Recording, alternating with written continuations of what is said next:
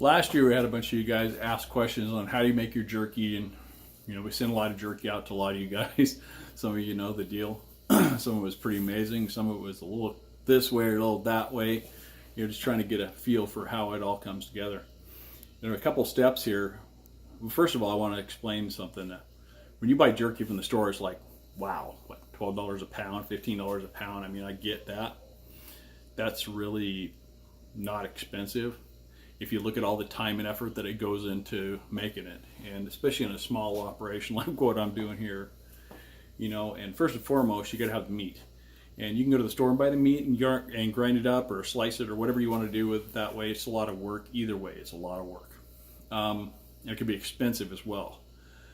I just, I'm a successful hunter for deer and elk and whatever else roams the woods. So that's the way that I acquire my meat.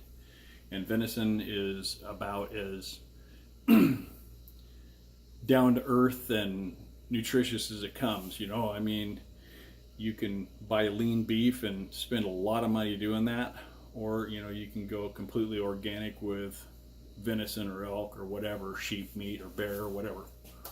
So anyway, what I do is I take an animal and I cut it up, cut the meat up, grind it up in a hamburger grinder. Now, I've got a couple of different grinders. I'd like to do it coarse.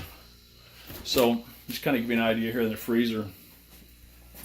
I put tubes of it together. There's 30 pounds. There's a couple 50s down here. These have already been treated. And what I mean by treated is they already have the salt and sugar and the spices and all that stuff in it. So I grind this stuff up, put it in a bucket coarse. A new clean bucket that you have cleaned, not something that's just store-bought and just put in the house.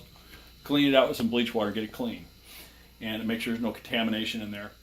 Put your meat in there, put all your spices and soy sauce or sweet and sour, whatever you want to put in it. I mean, there's a lot of good recipes out there. I've got a couple that just are down to earth as a few simple things. Mix that in with it. Then I'll run it through the grinder again in the fine mode, like the fine grit. So it'll break it down even farther. And then what I'll do is I'll put it in these tubes, just vacuum seal them in a vacuum sealed tube.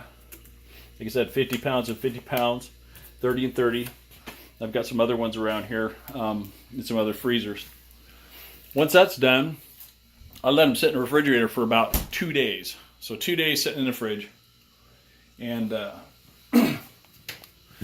that gives it time to cure the meat and the salt to break everything down and the brine or whatever you're using.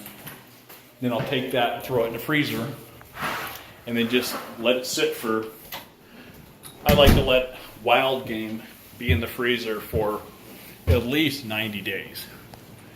And the reason I do that is just in case there's something bad in there, some kind of worm or egg or whatever, it's going to kill all that parasitic stuff that's in there by being in the freezer, plus all the salts and stuff that you're going to put in this. You're going to soy sauce or whatever is going to well preserve your critters if there is any in there. I'm not saying that because there's a lot of problems with that. I'm just saying that just to be smart. I do the same thing with store-bought meat. So just to let you know. So I've got a dehydrator. I got a couple of jigs. Let me grab this jig over here real quick. I got a jig. That's going to sound crazy. A jig. What's a jig? Well, a lot of you woodworking guys know what a jig is.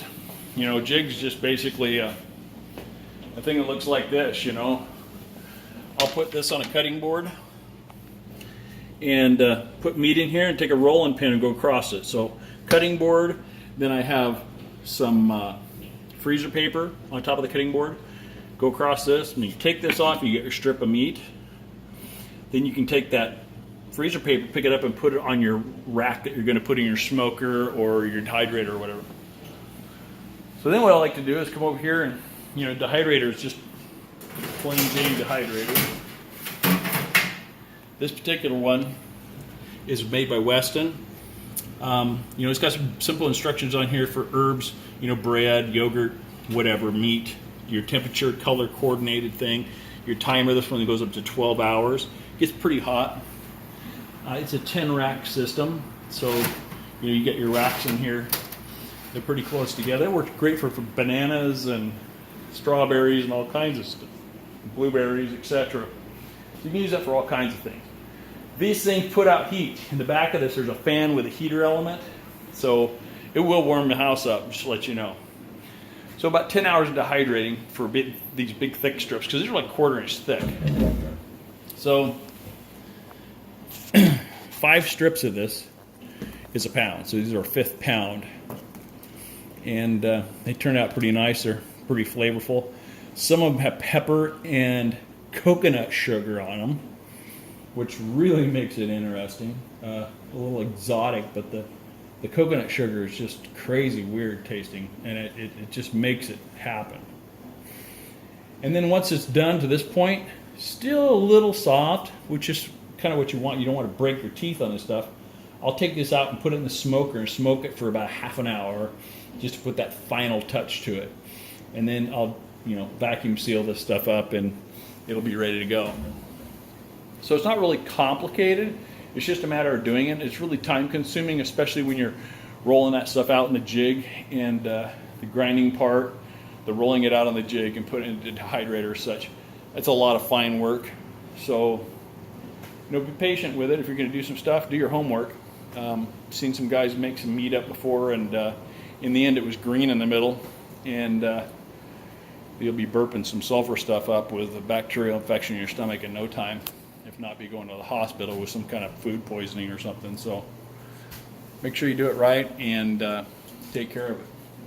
So anyway, that's basically how I make jerky, and I got about 300 pounds that I'm going to do this year.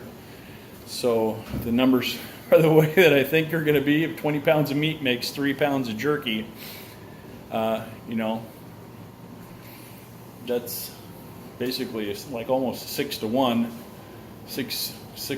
ratio.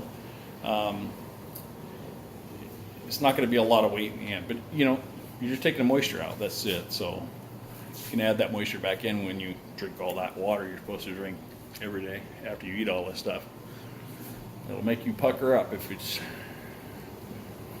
All right, well, hopefully we put a lot more animals in the freezer this year and continue on with this micro journey here. Just something that we do.